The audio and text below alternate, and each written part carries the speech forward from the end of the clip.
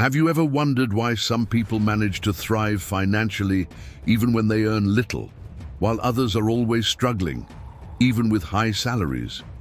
The answer lies in something invisible but powerful: mindset. Imagine two people earning the same salary. One has a consumer mindset. As soon as the money hits the account, they start planning how to spend it. New phone, trendy clothes, more credit card bills.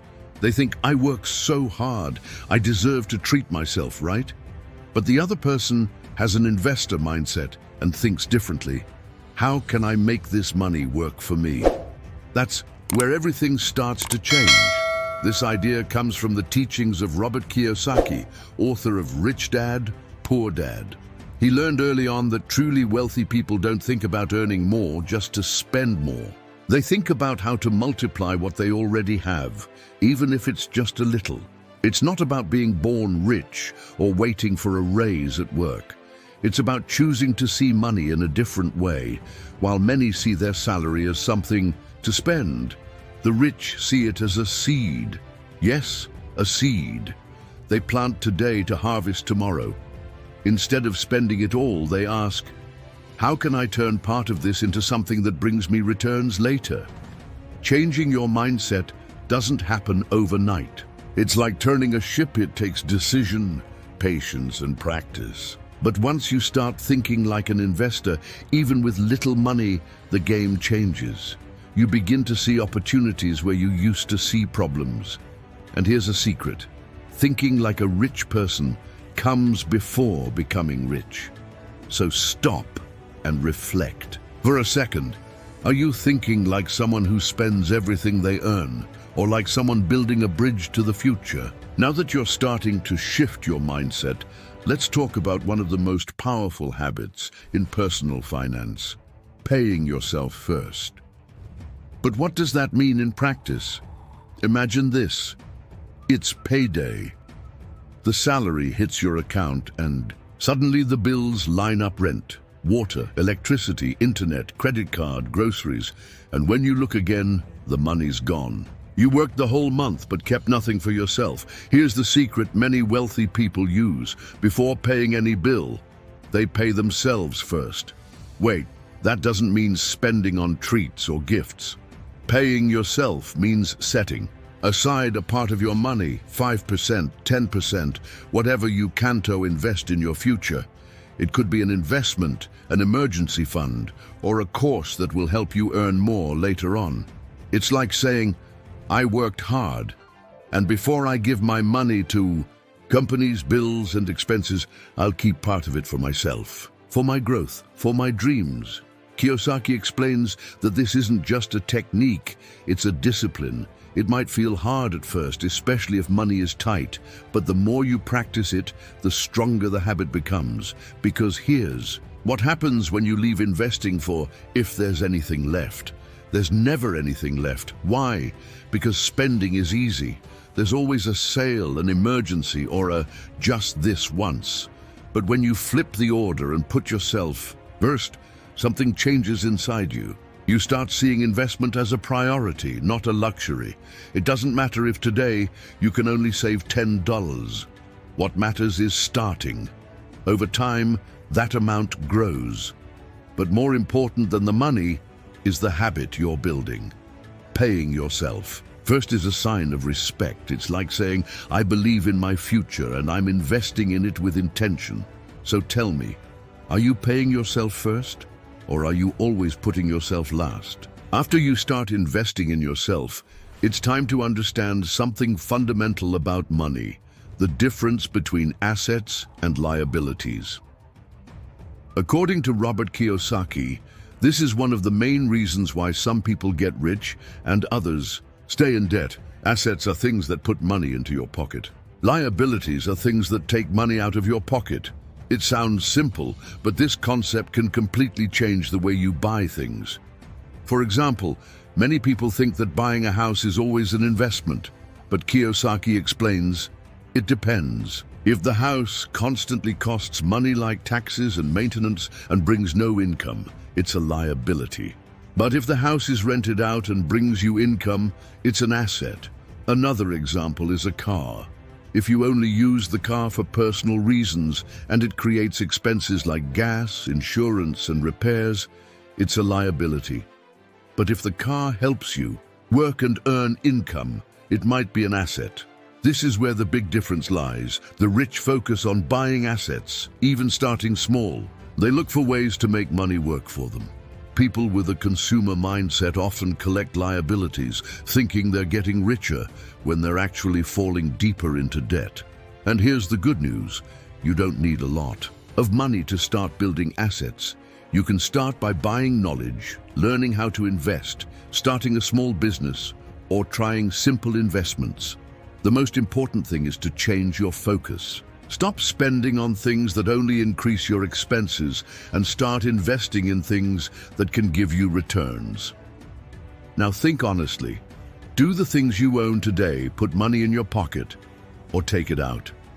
So far, you've learned to change your mindset. Pay yourself first and understand the difference between assets and liabilities. Now comes one of the smartest strategies used by those who want to build real wealth. Don't depend on just one source of income.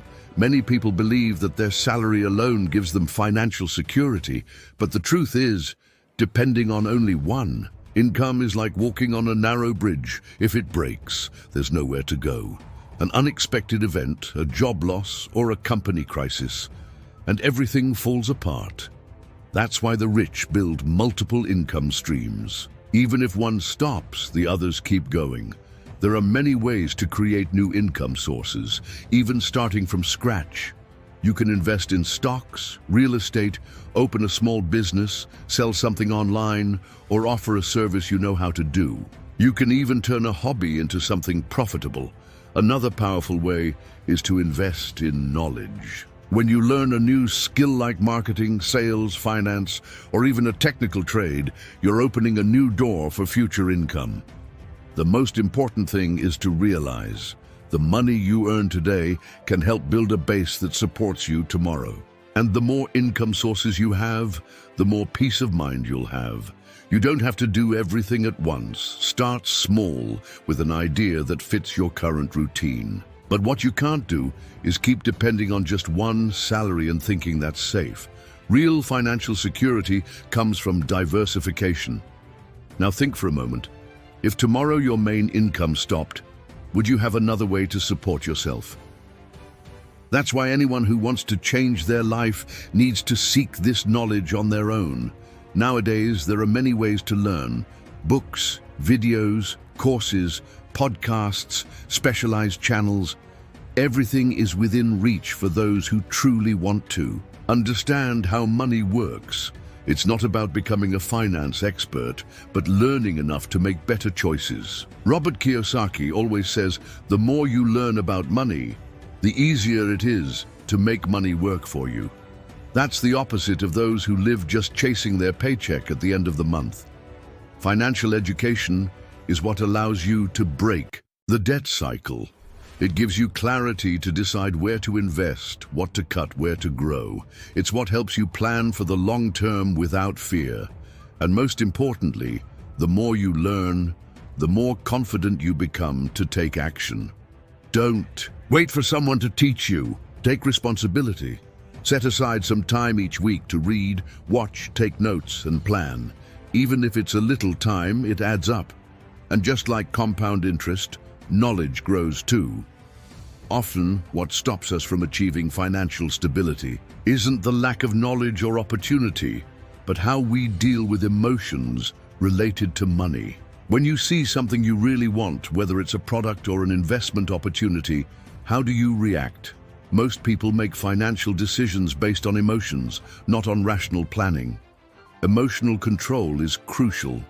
We need to learn to pause and reflect before acting. Impulse buying or making financial decisions based on fear or excitement often leads to long-term problems. If you want to build wealth, you need the discipline to resist the pressure of the here and now and focus on what brings future returns. This control doesn't mean you have to repress your desires, it means acting with awareness. Emotional discipline helps you make smarter choices. like resisting the urge to use a credit card for instant pleasure and instead putting that money into something that grows in value over time, like an investment. One of the biggest challenges many people face in their financial journey is not knowing how to deal with mistakes. The truth is, everyone makes financial mistakes at some point. But what separates those who reach financial success from those stuck in difficulties is the ability to learn from those mistakes. Financial mistakes come in many forms: spending more than you earn, getting into high-interest debt, making impulsive decisions without planning, or investing in something you don't understand. But instead of feeling ashamed or discouraged, the key is to analyze those mistakes in a constructive way. When you make a financial mistake, ask yourself, what can I learn from this? Take, for example, buying an expensive item that didn't bring a return, like a new car that became a liability, something that costs money like maintenance and depreciation. Instead of seeing it as a failure, treat it as a lesson. Reflect on your choices. Maybe you prioritize status or immediate satisfaction instead of thinking about the long-term impact on your finances. Another common example is investing. If you lost money or made poor choices, don't panic or quit. Use it as a learning opportunity. Ask, did I research enough? What could I have done differently? This kind of constructive reflection helps ensure that mistakes don't become permanent obstacles, but stepping stones to financial growth. The mistake itself isn't the problem. The problem is not learning from it or not adjusting your behavior. When you learn from each mistake, you become stronger and more prepared to make better financial decisions. Also, a growth mindset is essential. Instead of seeing yourself as someone who failed, see yourself as someone who is evolving. Each mistake is a chance to adjust your behavior and make smarter decisions next time. Don't be afraid to make mistakes. Be afraid of not learning from them. This will make all the difference in your financial journey. The ability to learn and improve constantly is what makes people successful in the long run. The first step to creating a budget is understanding your income and expenses. That may sound simple, but many people have no idea how much they're really spending in different areas of life. For example, have you ever stopped to think how much you spend eating out, on transport, subscriptions, or even small daily purchases? These costs can add up by the end of the month, leaving you surprised by the lack of money left to save or invest. Once you've identified your income and expenses, the next step is to categorize and prioritize. Start by identifying your essential expenses like rent, utilities, basic groceries, internet, and so on. These should be paid first. Then look at the non-essential expenses. Ask yourself, do I really need this item or service? We often buy things on impulse or keep services we don't truly need. This might include streaming services you don't watch, clothes you don't urgently need, or expensive meals out. These are the expenses you should cut or reduce to redirect money towards something more important like investing, paying off debt, or increasing your savings. Set clear financial goals in your budget. For example, decide on a fixed amount to save or invest each month. Having a goal helps you stay focused and motivated and gives you a sense of achievement each time you reach a target. One of the biggest mistakes people make is lacking consistency. Creating a budget is only half the job. Following it with discipline is what ensures you stay on track. So review your budget regularly and adjust it as your circumstances change. For example, if your income increases, you might choose to save or invest more. If unexpected expenses come up, you can shift things around without compromising your long-term goals. A good budget reflects a healthy financial mindset. You control your money instead of it controlling you. It gives you clarity, security, and helps you reach your goals faster. When it comes to personal finance, consistency is probably one of the most important skills for long-term success. The difference between people who build wealth and those who don't is often not how much money they make, but they're disciplined to follow healthy financial habits over time. The power of habits is huge. What you do every day or every week has a big impact on your financial future. Small habits, like setting aside part of your salary to invest or reviewing your budget every month, might seem small at first, but over time they add up and create big results. For example, imagine saving 10% of your salary every month for investments. At first, it might not look like much, but over time, with returns and consistency, that amount grows. Also, the habit of saving and investing regularly builds a virtuous cycle of discipline where you start prioritizing financial health over impulse spending. The key is to start small and stay consistent. Don't stress about making big changes all at once. Focus on simple actions you can repeat each month.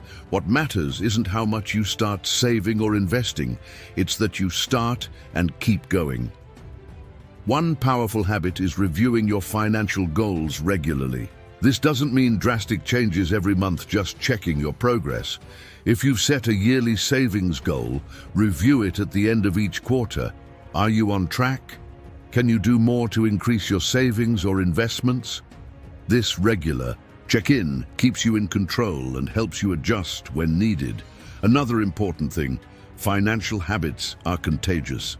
When you start making smarter choices, like cutting unnecessary expenses or investing regularly, you can influence those around you to do the same. The power of example is strong. Creating a culture of good financial habits at home or among friends can have a big positive impact on everyone's finances. Remember that the financial journey is a marathon, not a sprint. Instead of trying to achieve big results all at once, focus on taking small, consistent steps and building positive habits that last over time. With time, these habits will become a solid foundation for your financial security and the growth of your wealth. Consistency is the key to transforming your financial life. By applying healthy habits with discipline and focus, you'll see how time will work in your favor, bringing significant results. So, don't forget to like this video and subscribe to the channel for more content like this. And of course, if you know someone who needs to hear this advice, share this video with them. Together, we can transform our finances and reach the goals we've been dreaming of. Come on! What are you waiting for to take the next step?